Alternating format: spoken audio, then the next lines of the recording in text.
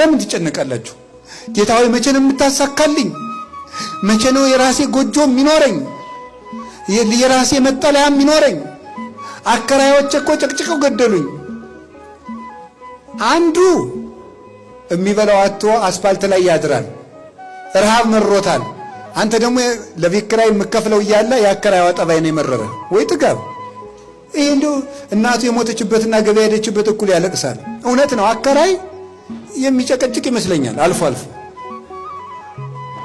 አከራይ ይጨቀጭቃሉ። ደሞዝ እያጣሩ ይጨምራሉ፣ ሲወደድ ይጨምራሉ። እነሱ ያለ ቤት የተፈጠሩ አይመስሉም። እንደው ከእናታቸው ማህፀን ሲወጡ እንደው አንድ ቪላ እያያዙ የተወለዱ ነው የሚመስሉት፣ ሲጨክኑ ማለት ውጡ ሲሉ። እናንተም ተው፣ በሕግ አምላክ ታረሙ፣ በመምህር አምላክ ቤት እግዚአብሔር ነው። ሰው ድሃ አታሰቃዩ። እውነቴን ነው። ተዛዝነን ዘመኑን እንለፈው።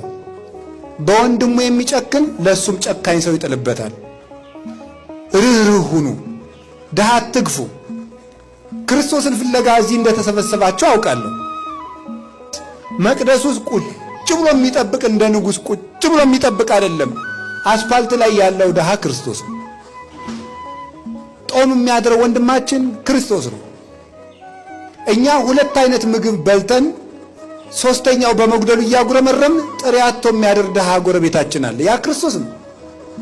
ታስታውሳላችሁ? እንግዳውኝ ብመጣ አልተቀበላችሁኝም፣ ተርቤ ያላበላችሁኝም፣ ተጠምቼ አልጠጣችሁኝም አለ።